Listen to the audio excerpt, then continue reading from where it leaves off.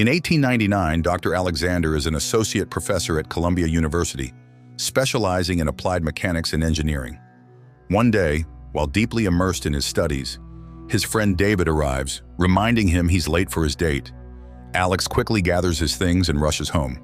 On the way, Alex shares his frustration over the university not funding his ideas.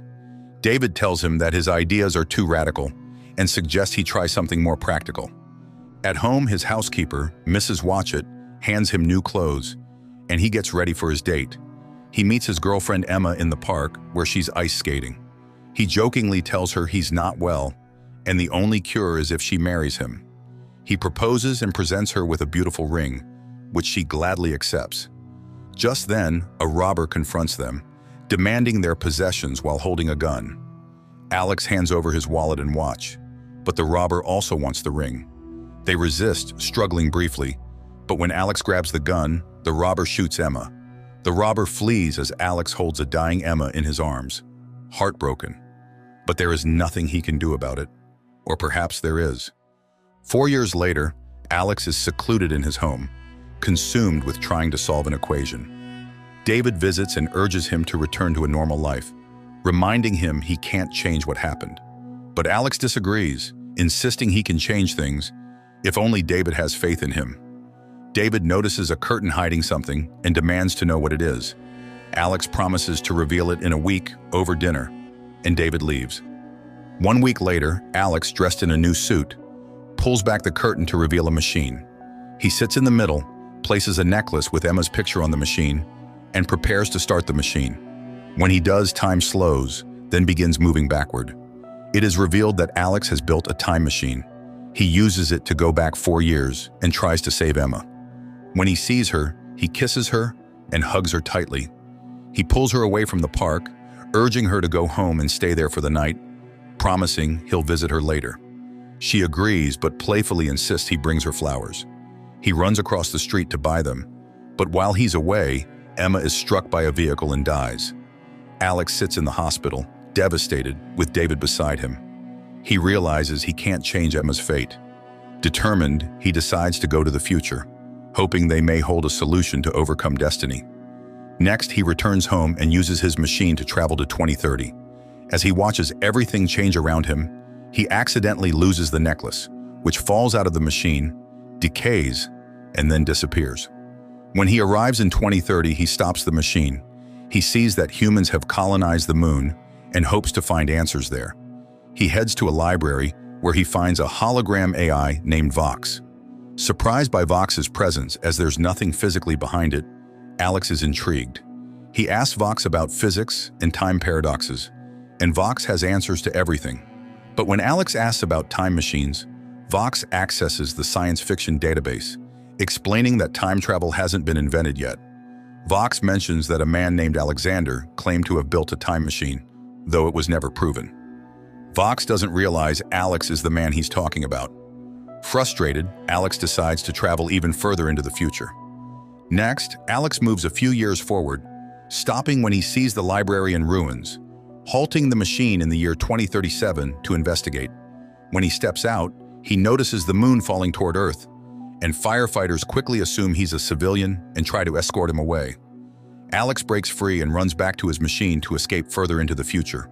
Suddenly, an explosion hits, causing him to accidentally push the lever as he loses consciousness. The time machine continues taking Alex into the future while he remains unconscious. When Alex finally wakes up, he realizes he has traveled hundreds of thousands of years forward and stops the machine at the year 701. During the journey, Earth goes through stages of evolution, ice ages, continental shifts, and even desertification, before passing out again. When he wakes, he finds himself surrounded by a few women who are tending to him. In the morning, Alex gets dressed, noticing a young boy named Kalen watching him before running off. Alex follows Kalen and soon discovers an entire community built beautifully into a cliffside. Humans have reverted to simpler ways, relying on hunting, gathering, and fishing. Next, Alex meets the whole community but struggles to understand their language. Kalen's sister, Mara, speaks English and explains that English, now called Lex, is an ancient, unused language. She tells him they learned it as children, but it was forgotten because it's no longer practical. She asks where he's from, and he tells her he's from the past. She translates this to the others, who laugh at him, thinking he's joking.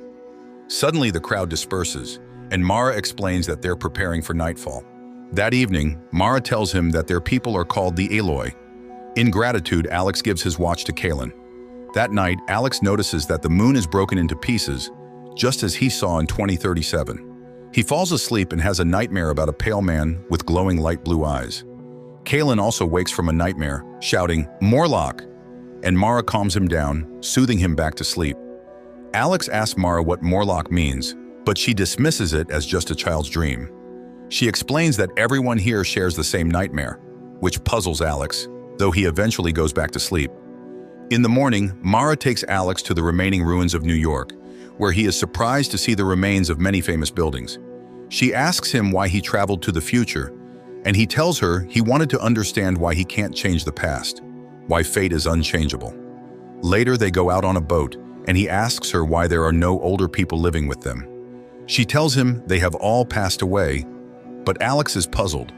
Instead of explaining, she takes him to a memorial where they remember the elders. Next, Mara leads him to his time machine and asks if he can take Kaylin back to his own time. Just as she's pleading, a loud horn sounds, and Mara rushes to find Kaylin at the memorial. They both flee into the woods, chased by enormous creatures known as Morlocks. Alex is horrified to see these creatures, as they capture many people using blowguns. Mara is hit by one of the darts, but Alex quickly pulls it out. The Morlocks capture many others and disappear into the ground, as if there's a tunnel beneath the sand. Next, Alex watches as a Morlock chases Kaylin and manages to push it away. The creature then turns its attention to Alex, who climbs a windmill-like structure. The Morlock jumps and grabs Alex's leg, but he throws it off. It tries again and catches him, and they both fall to the ground. Kaylin arrives with a lit torch, scaring the creature, which retreats after another horn sounds. Alex and Kaylin pursue, but they soon hear Mara's desperate cries for help. Alex sees her being dragged into the sand by a Morlock, and though he tries to save her, she's taken below. He digs frantically, but the Morlock is already gone. Desperate, he asks the leader of the Eloi, Torin, to help him pursue them, but Torin refuses. They have accepted this life as it is, and never follow the Morlocks. Alex then turns to Kaylin, asking where the Morlocks took Mara, but Kaylin hesitates. Alex reassures him, saying they must fight back to save Mara. Kaylin finally admits they don't speak of the place she was taken, but claims to know where the ghosts are. Next, Kaylin leads Alex to the New York Library, where Vox is still operational. The Eloi call Vox the Ghost. Vox explains that over time, two races evolved, those above the surface and those below. Alex is surprised that Vox knows this, as there's been no one to update him. Vox reveals that an Eloi once escaped from the Morlocks and shared everything about their world, spending years talking to him. Vox advises Alex to head east, where they will find the Morlocks. Following Vox's guidance, Alex and Kaylin travel east and locate the Morlocks' hideout. Alex tells Kaylin he'll go in alone and instructs him to light a fire outside to mark their way back. When Kaylin mentions he lost his pocket watch, Alex is confused, wondering how the primitive Morlocks would understand anything about time or watches. Next, Alex enters the tunnel leading to the Morlocks' territory and discovers they're building an underground city, with each Morlock assigned specific roles.